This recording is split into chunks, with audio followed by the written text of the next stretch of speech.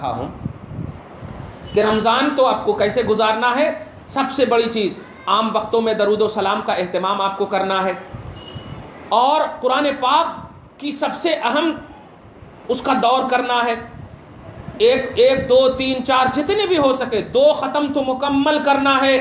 یہ میں آپ کا مطلب یہ کہ ایک ذمہ دار ہو کر کے آرڈر کا جملہ کہہ رہا ہوں, گزارش کے ساتھ 2 قرآن تو ایک دم شیور مکمل کرنا ہے. رسول پاک کی یہ سنت بھی ہے. 2 قرآن مکمل شیور ختم کرنا ہے آپ کو.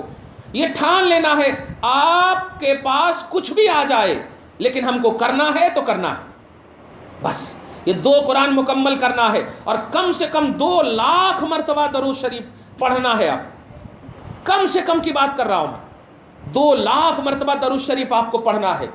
قرآن پاک سے انشاءاللہ تن من دھن سب سدھریں گے, اور درود پاک سے سینے سے کینہ دور ہوگا. سینہ کو اگر مضبوط بنانا چاہتی ہو اور محبت مصطفیٰ کا مدینہ بنانا چاہتی ہو تو درود کی کثرت کرنا, جھوٹ مت بولنا, غیبت مت کرنا.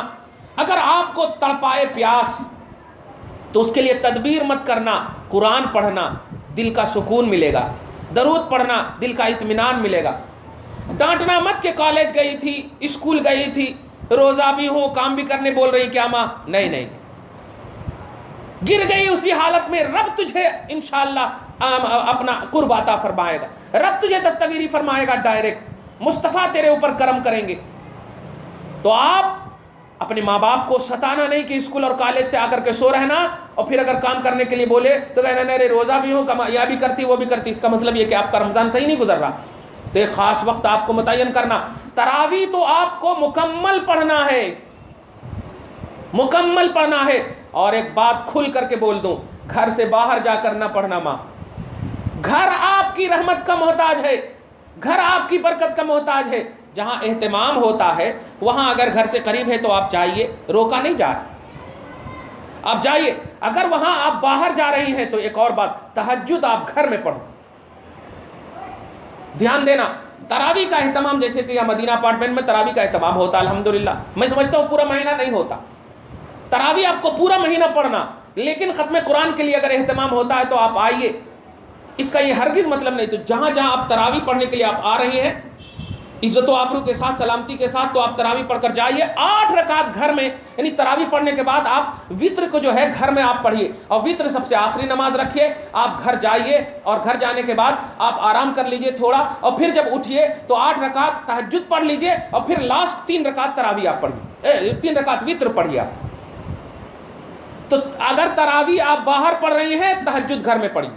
تراویح باہر نہیں پڑھ رہی ہیں تو کنٹینیو آپ کو 30 دن تک 20 رکعت تراویح گھر میں پڑھنا ہے.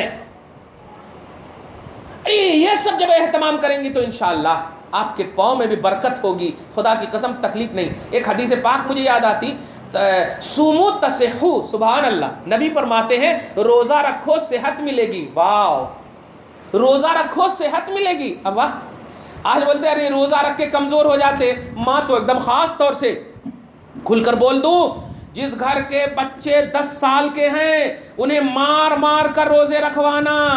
یہ نہیں بولنا نہیں بیٹا تمہارا ویٹ کمزور ہو جاتا. انہیں مار مار کر روزہ رکھوانا, مار مار کر کا حکم ہے. 10 سال کے بچے اور بچی ہو تو مار مار کر روزہ رکھوانا. نہیں بیٹا ابھی تو بالغ نہیں ہے, نکو میں ہوں نا اللہ معاف کرنے. نہیں, مار مار کر روزہ رکھوانا.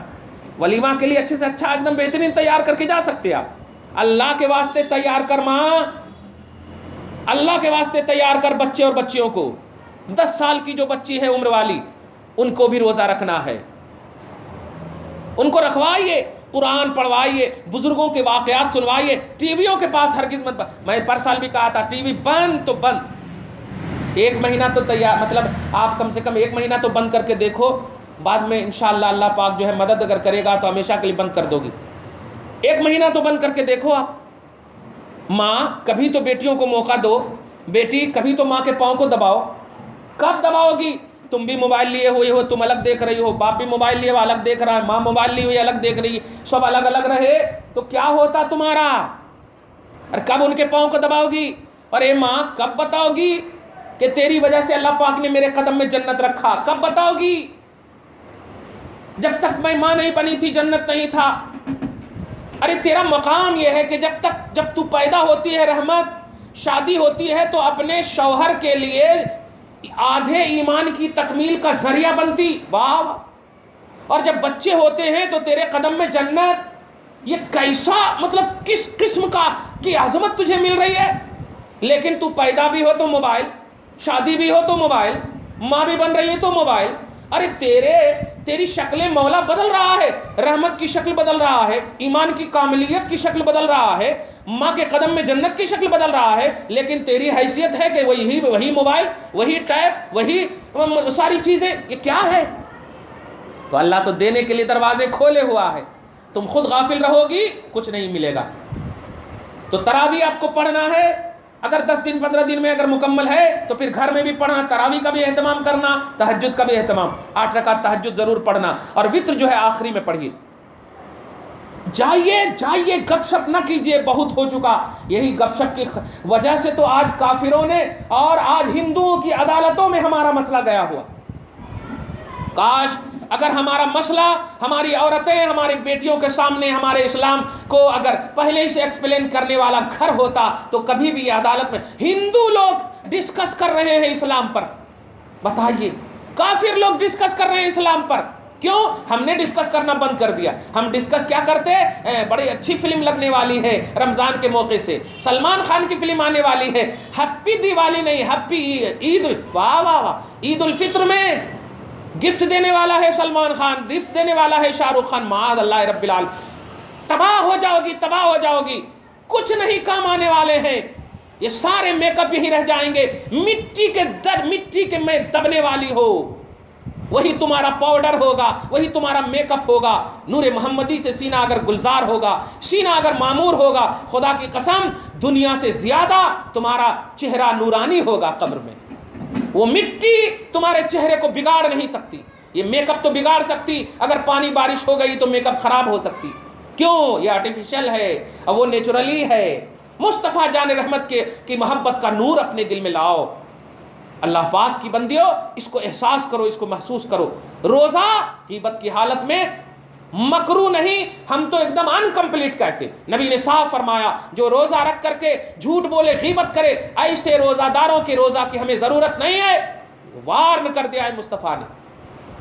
اس لیے جھوٹ نہیں، غیبت نہیں، حسد نہیں، کوئی بھی کرپٹ نہیں، کوئی بھی فریب اور دھوکہ نہیں. اللہ کی رضا کے لیے آپ کو روزہ رکھنا ہے اور اللہ کی رضا کے لیے ہی افطاری کرنا ہے.